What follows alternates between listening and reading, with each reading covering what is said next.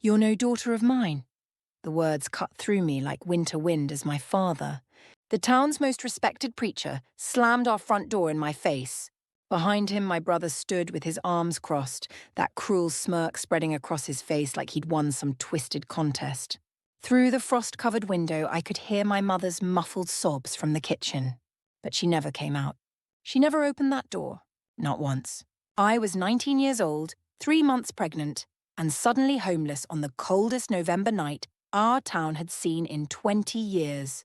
The porch light blazed down on me like God's own spotlight, illuminating my shame for all the neighbours to see.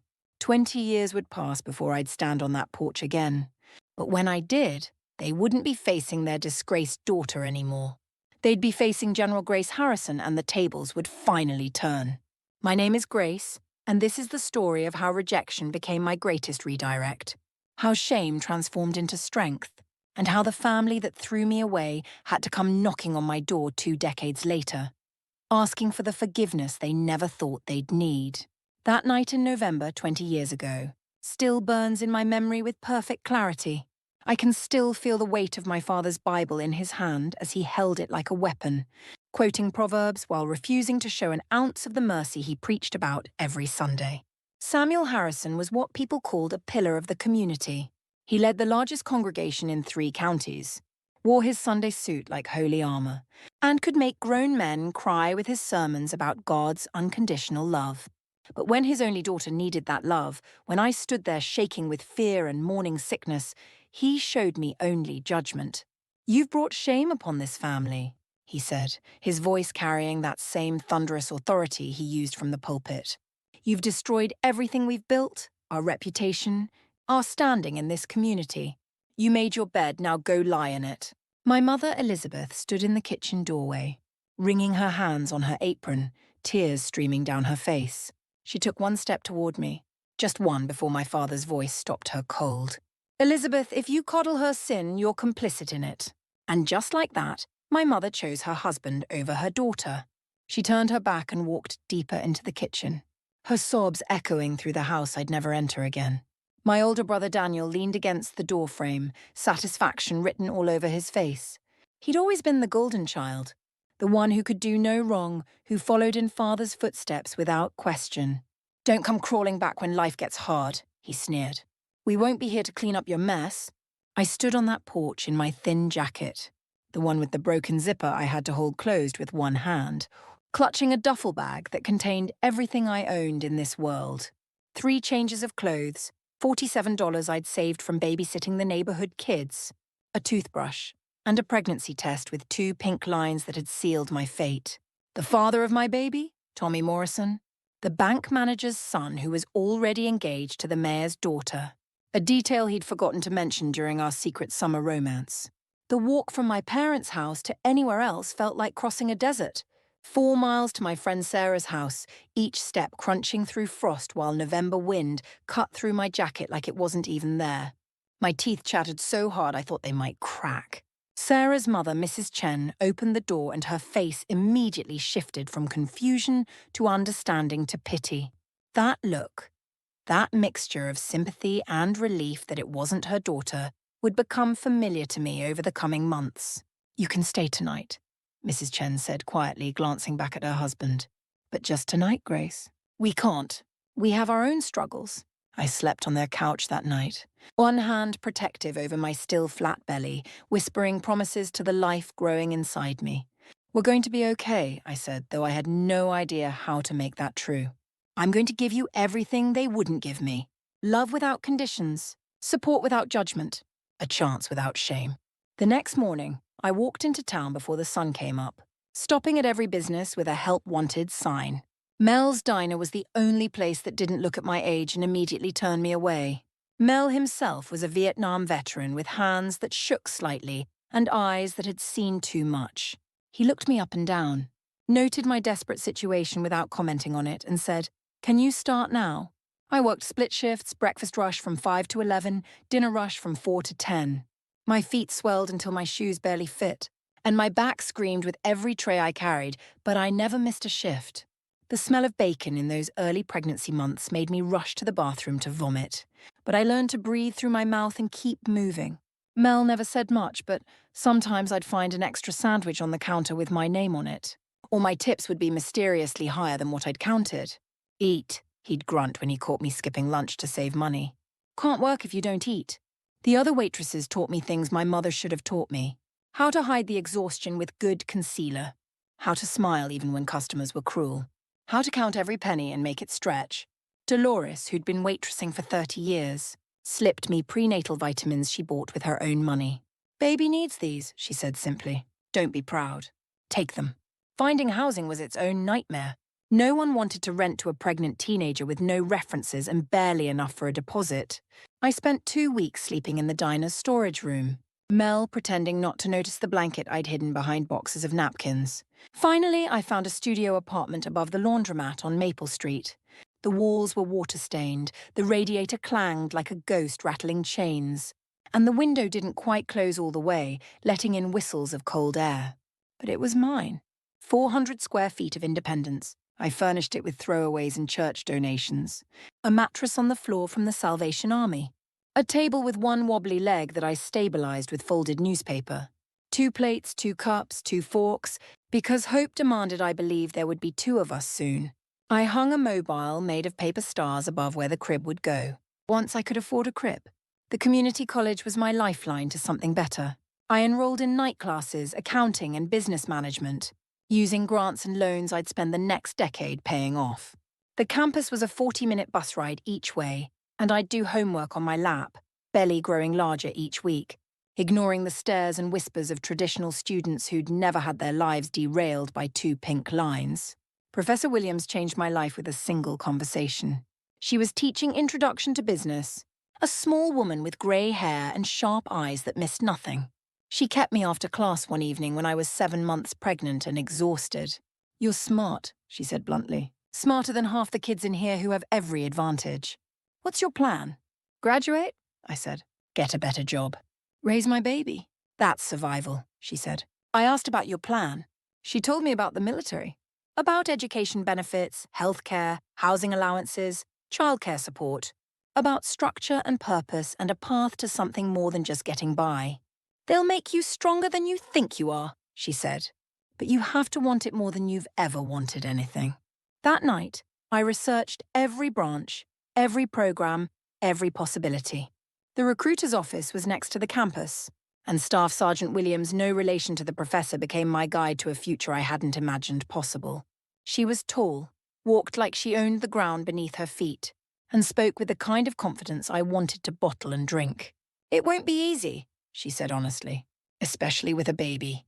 But if you commit, really commit, you'll build a life nobody can take from you. December came with a vengeance that year.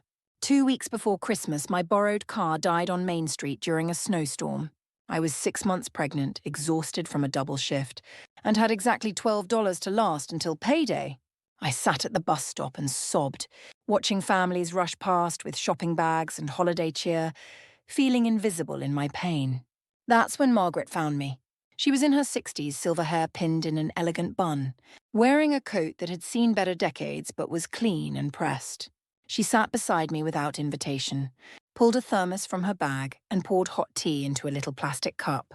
Drink, she said, not a request but a gentle command. The tea was sweet with honey and warm enough to thaw the ice that had formed around my heart. I don't know your story, Margaret said, looking straight ahead at the falling snow. But I know that look. I wore it myself once, 40 years ago. Different circumstances, same despair.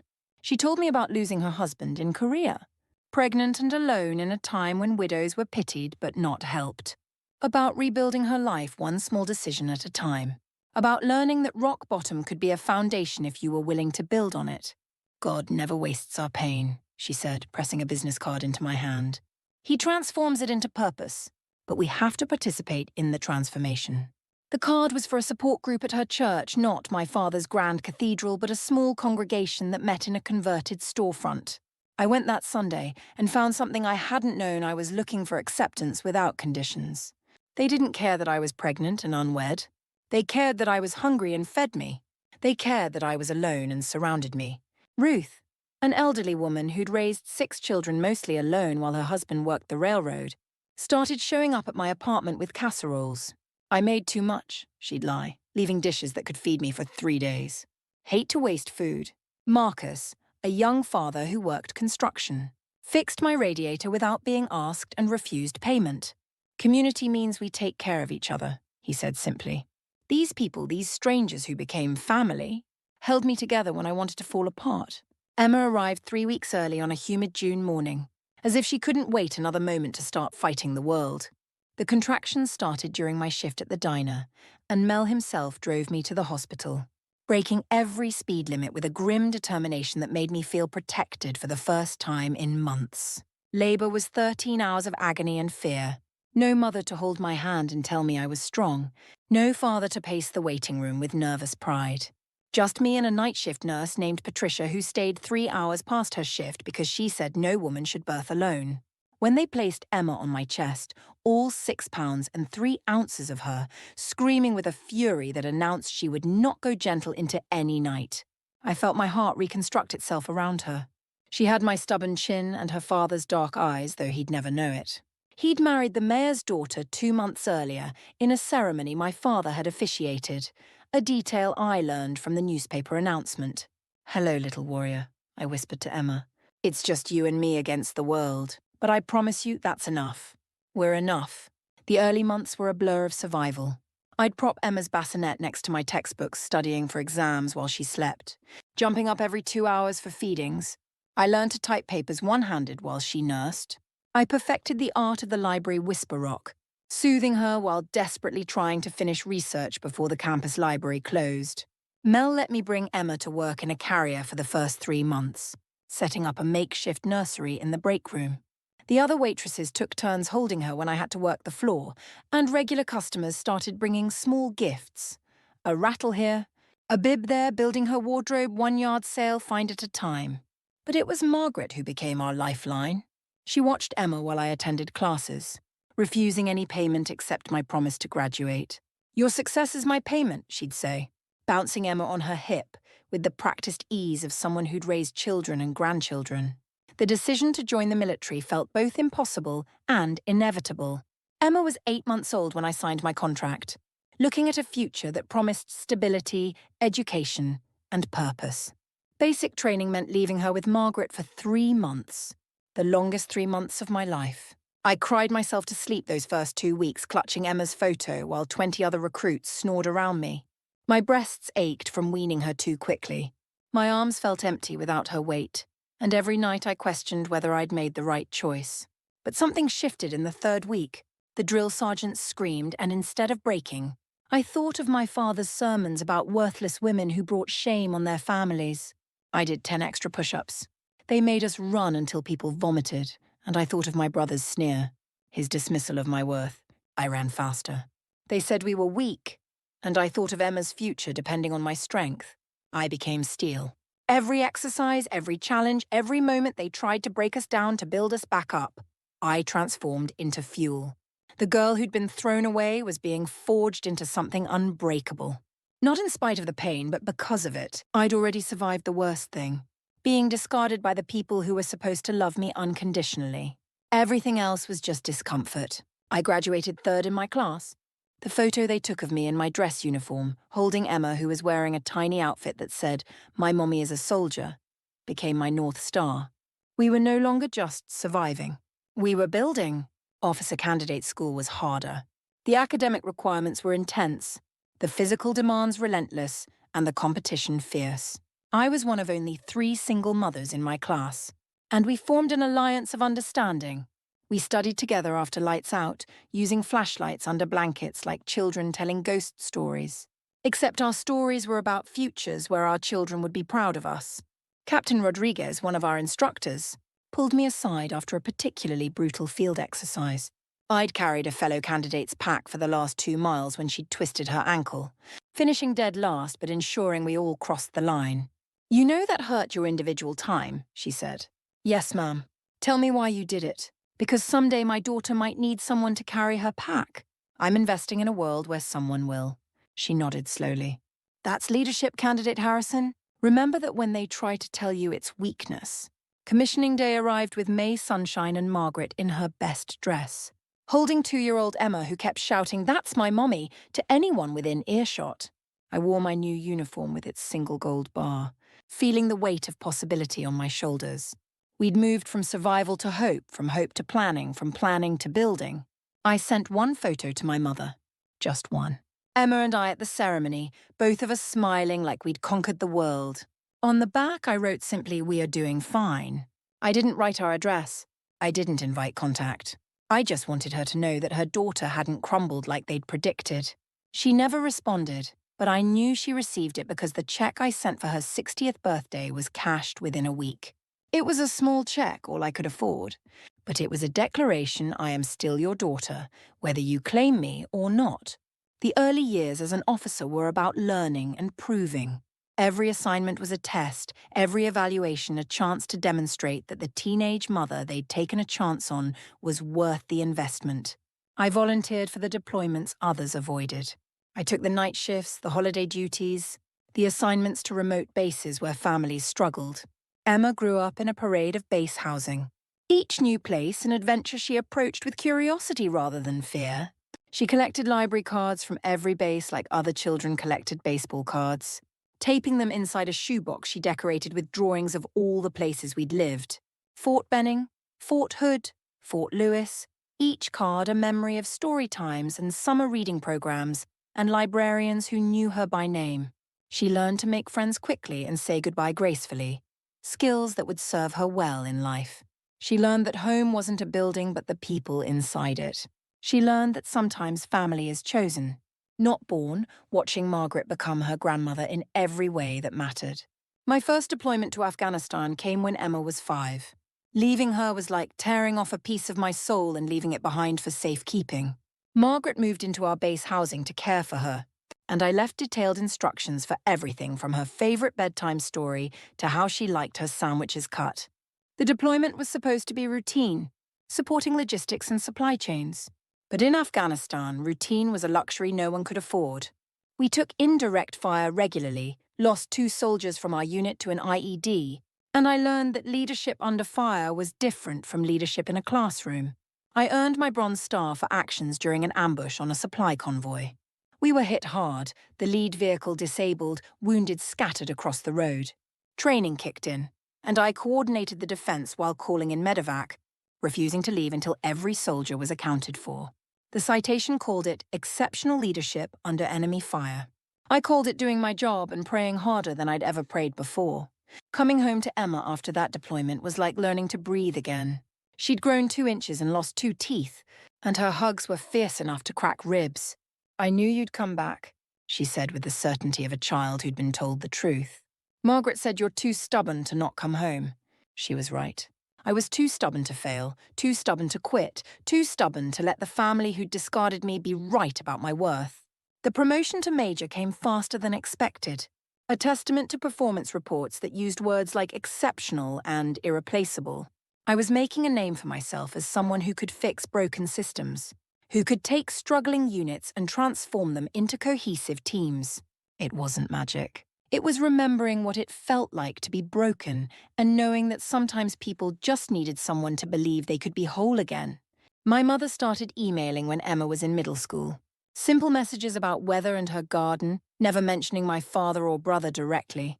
Writing around the edges of their life like she was afraid one wrong word would sever even this thin connection. The roses bloomed early this year. We had frost last night. The church is doing a food drive. I responded with equal simplicity. That's nice. Stay warm. Good cause. Neither of us ready to bridge 20 years with anything more substantial than weather reports. My father's health began declining when Emma was 15. My mother's emails became more frequent, more detailed, though she never asked for anything directly. "Your father's arthritis is worse. He can barely hold his Bible. The doctors want more tests. He asked about you yesterday." That last one sat in my inbox for a week before I responded. "What did you tell him?" "The truth. That you're strong and successful and have a beautiful daughter. That you became everything he said you couldn't."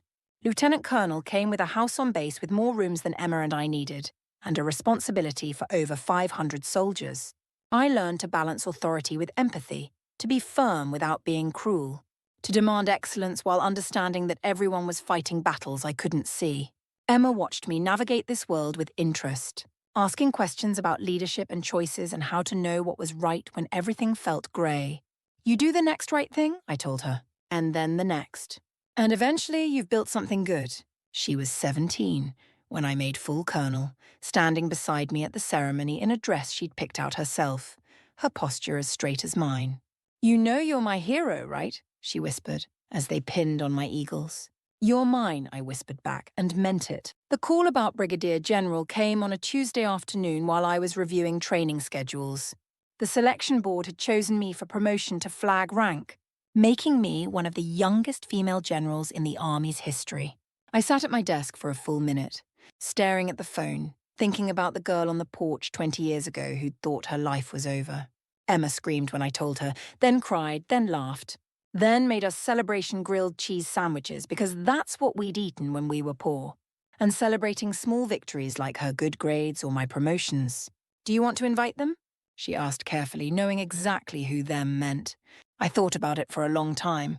My mother's emails had become phone calls recently, stilted but regular. She'd told me about my father's Parkinson's diagnosis, about how he struggled with buttons now, about how he'd stopped preaching because his voice wouldn't carry. Maybe, I said finally. Maybe it's time. The invitation was simple. Official military protocol on white cardstock. I wrote 3 names I hadn't written in 20 years: Samuel Harrison, Elizabeth Harrison, Daniel Harrison. Albert, my aide-de-camp who ran my household with military precision and unfailing discretion, raised one eyebrow when he saw the additions to the guest list but said nothing. He understood that some battles happened in living rooms, not battlefields. They arrived on a December afternoon, almost exactly 20 years from the night they'd cast me out. I watched from my window as they climbed out of Daniel's SUV. All of them smaller than memory had preserved them. My father moved with the careful shuffle of Parkinson's, gripping my mother's arm. Daniel had developed our father's stern jaw and suspicious eyes, though grey now touched his temples. My mother looked up at the house, a 2-story brick colonial that spoke of success and stability, and I saw her hand go to her throat. Daniel helped my father from the car, and I heard him say, "Remember, she goes by General Harrison now." Albert met them at the door with perfect military courtesy and just enough formality to make a point. "Good afternoon. Are you here to see General Harrison?" The words hung in the air like a flag snapping in the wind. General Harrison. Their discarded daughter. Their shame. Their mistake. "Yes," my mother whispered. "We're here to see our daughter." I came down the stairs in full dress uniform, every ribbon earned in sand and mud and sleepless nights, every medal a small victory over the past that tried to define me. The star on my shoulder caught the light from the chandelier, and I saw my father's eyes track to it. Confusion and something like awe flickering across his face. The room fell silent. My mother began to cry immediately, not the dramatic sobs of that November night, but quiet tears that spoke of 20 years of accumulated regret. Daniel stared at my uniform like he was trying to solve an equation where the numbers didn't add up. My father, the great Reverend Samuel Harrison, who'd never met a silence he couldn't fill with scripture, stood speechless. "Thank you for coming," I said, my voice steady and professional, giving them nothing more than courtesy demanded. My father's mouth worked like he was testing words he'd never spoken. "Morgan," he started, then caught himself. "I mean Grace. General Harrison." The confusion in his voice might have been satisfying if it hadn't been so sad. Watching a man realize the story he'd told himself for 20 years was wrong. The reception was intentionally small but meaningful. Military colleagues who knew me as I was, not as I'd been. Neighbors who'd watched Emma grow up. The base chaplain who'd become a friend. People who'd earned their place in our life through presence, not blood. When Chaplain Moore said grace, he mentioned the food pantry I'd been funding for years. "General Harrison ensures no military family goes hungry at the holidays," he said simply. My mother's tears started fresh, and my father's hands shook worse than his Parkinson's usually caused.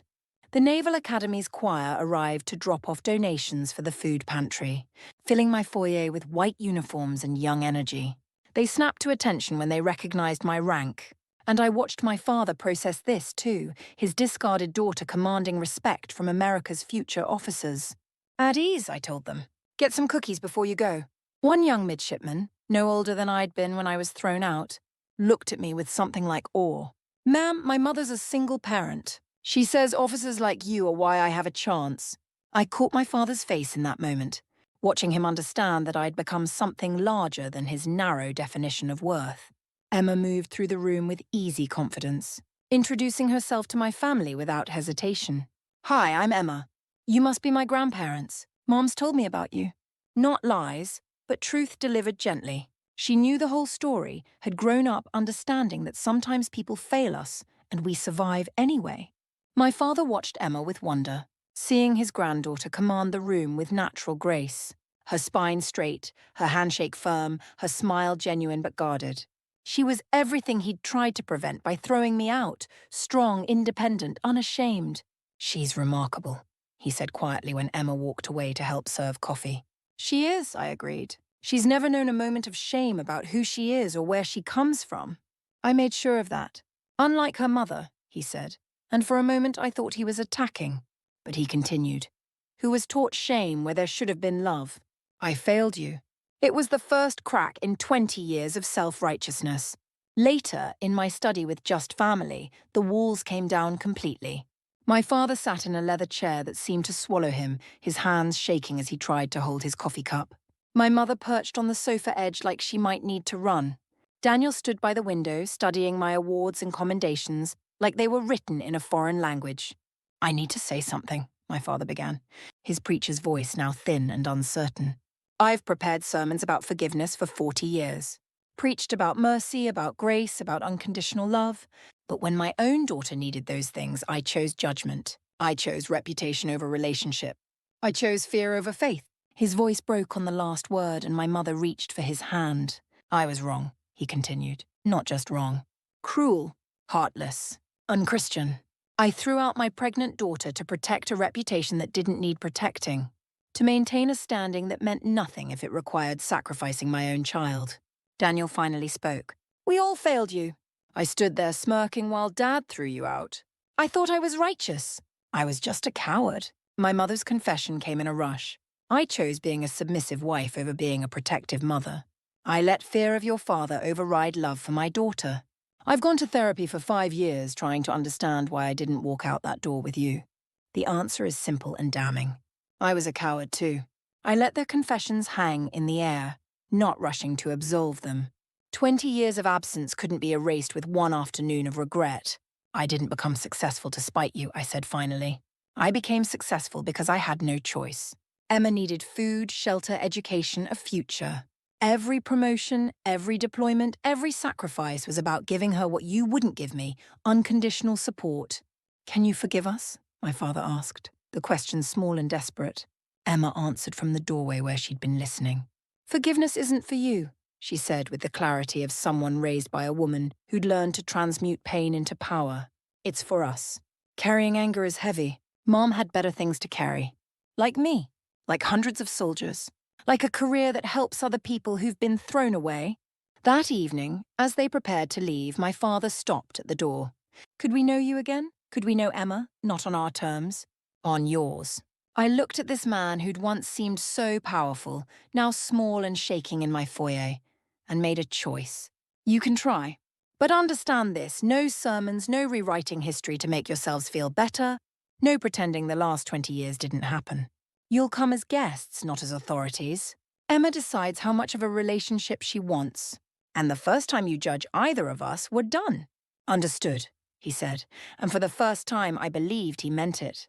They came for Christmas Eve. My father sat quietly while Emma told stories about our adventures.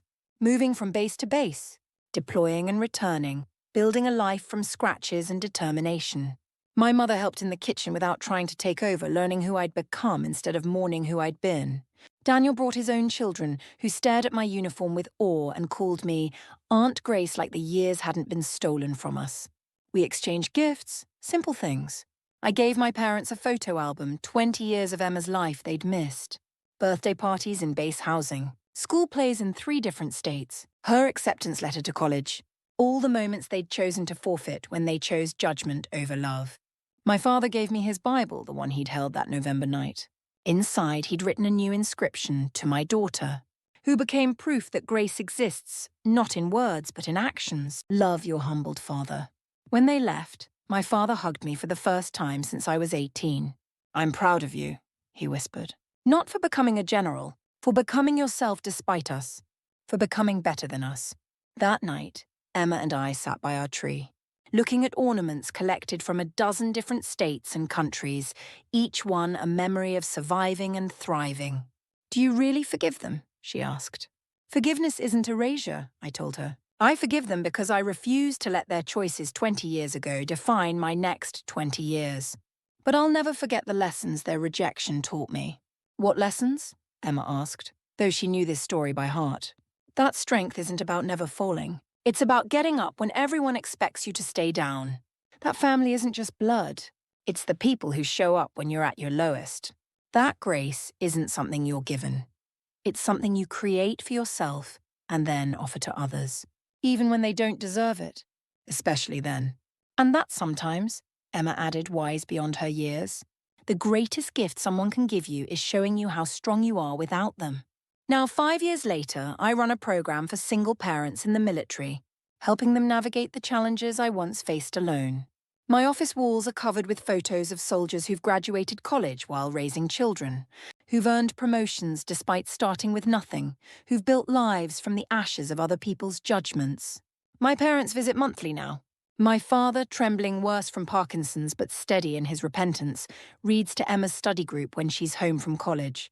He tells them stories, not sermons, about the importance of choices and consequences and the weight of words we can't take back. My mother volunteers at our base's family support center, teaching young mothers the things she never taught me: how to stretch a dollar, how to ask for help, how to stand up straight, even when the world wants you to crawl. Daniel and I have found a careful peace. We'll never be close, but we can share a table without the weight of history making us choke. His children adore their Aunt Grace, who sends them books from every country she visits and tells them stories about being brave when brave feels impossible. But it's the young soldiers who matter most now, the ones who come to my office with familiar stories, pregnant and scared, thrown out by families, judged by communities, told they're worthless by people who should love them most. I sit with them, and I tell them about a November night 20 years ago, about a bus stop bench and a cup of tea, about a diner owner who fed me when I couldn't feed myself, about a community that became family when family failed. I tell them that rejection can be redirection, that sometimes the family that throws you away is doing you a favor, forcing you to discover strength you'd never have found in their shadow, that the military, for all its challenges, judges you on performance, not your past. Most importantly, I tell them about Emma, about the daughter who grew up proud and strong, who never learned shame because I refused to teach it, who went to college on a full scholarship, who serves her community, who looks at the world with clear eyes and an open heart because she knows she was always wanted, always chosen, always loved. Last week, a young private came to my office, 19 years old, 2 months pregnant, just kicked out by her parents. The same age I'd been, the same story repeating like history always does. She sat in my office chair, tears streaming down her face, convinced her life was over. I handed her a tissue and a cup of tea, and I told her what Margaret told me all those years ago. God never wastes our pain. He transforms it into purpose, but we have to participate in the transformation. Then I showed her the photo on my desk, the one from my commissioning ceremony. A young mother in an ill-fitting uniform, holding a toddler in a second-hand dress, both of us grinning like we'd conquered the world. That was me, I told her. 19, pregnant, thrown away. And this, I gestured to my star, to my office, to the life I'd built from nothing but determination and spite and love, is who I became because of it. Not in spite of it. She straightened in her chair, and I saw it, that spark of possibility, that first glimpse of understanding that maybe, just maybe, the worst thing that happened to her might become the thing that saves her. It won't be easy, I told her. It will be the hardest thing you've ever done. But if you're willing to work, to fight, to believe you're worth more than their judgment, you can build something they never imagined possible. She left my office with resources, phone numbers, a plan, and most importantly, hope. As I watched her walk away, shoulders a little straighter than when she'd arrived, I thought about my father. He's in hospice now. The Parkinson's finally winning its long war against his body. We've said what needs to be said, made what peace can be made. Last week he asked me to forgive him one more time, as if 20 years of distance could be erased with enough repetition.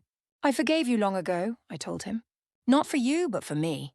Carrying that anger was too heavy, and I had a daughter to raise, a career to build, a life to live. But forgiveness doesn't mean forgetting. It means choosing to build something beautiful from the broken pieces you left behind. He nodded, understanding finally that some consequences can't be undone, only acknowledged and transformed. Emma graduated last month, summa cum laude, with a degree in social work. She's dedicated her life to helping families in crisis, to being the intervention that might prevent another 19-year-old from standing on a porch in November, cast out and terrified. At her graduation, my parents sat in the audience. My father in a wheelchair now, my mother holding his hand. They watched their granddaughter, the one they'd never wanted to exist, receive honours and accolades. Watched her speak about resilience and redemption. Watched her thank me for showing her that strength isn't inherited, it's chosen. After the ceremony, Emma hugged them both, carefully, gently, the way you handle something fragile that's been mended but might break again. Thank you for coming, she told them. Thank you for trying to be better. It wasn't absolution, but it was acknowledgement. It was enough. That night, Emma and I sat on my back deck, looking at stars that seemed especially bright, and she asked me the question she'd been holding for years. Do you ever wonder what life would have been like if they hadn't thrown you out? I thought about it, really thought about it. About the girl I'd been, obedient and quiet, following rules and never questioning authority. About the woman I might have become in that house, small and acceptable, never knowing my own strength because it was never tested. I would have been less, I said finally. Less strong, less capable, less myself. They thought they were punishing me, but they freed me. They thought they were ending my story, but they were just writing the first chapter. Emma leaned her head on my shoulder.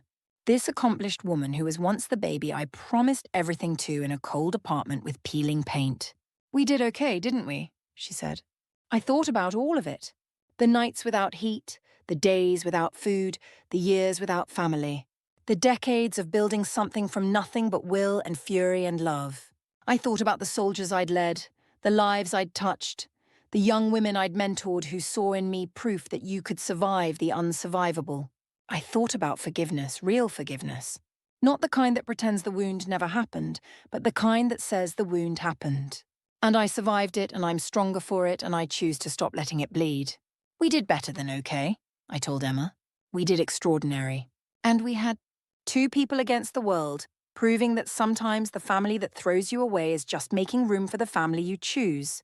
The family you build, the family you become. Tomorrow I'll pin on my 2nd star. Lieutenant General Grace Harrison, they'll call me. But I'll always be that 19-year-old girl on the porch, transformed by rejection into something unbreakable. That's not my shame. That's my strength. That's my story. And I wouldn't change a single page. The ceremony will be small. Emma will be there, of course. Margaret, now 83 and still fierce. Some of the soldiers whose lives intersected with mine at crucial moments. The young private who came to my office last week, standing a little taller now, a little more certain that her story isn't over. My parents will be there, my father watching from his wheelchair, perhaps understanding finally that the daughter he threw away became the woman the army celebrates. My mother will cry, she always does now, tears that taste like regret and pride mixed together. But the person I'll think about most is that stranger at the bus stop, the woman who gave me tea and told me God doesn't waste pain. I never learned her name, never saw her again. But she saved my life with a thermos and a truth. Sometimes grace comes from strangers when family fails. Sometimes mercy has a face you'll never see again but never forget. After the ceremony, I'll go back to work. There are more young soldiers to mentor, more single parents to support, more women to remind that their worth isn't determined by who rejects them, but by who they choose to become. And every day I choose to become more. More than my father's daughter. More than my family's shame. More than anyone thought a pregnant 19-year-old thrown out in November could ever be. That's the real victory, not the stars on my shoulder or the title before my name. The victory is that I became myself fully and unapologetically, built from rejection and strengthened by struggle and polished by a daughter's love and a life of service. They thought they ended my story that night on the porch. They just gave me a better beginning.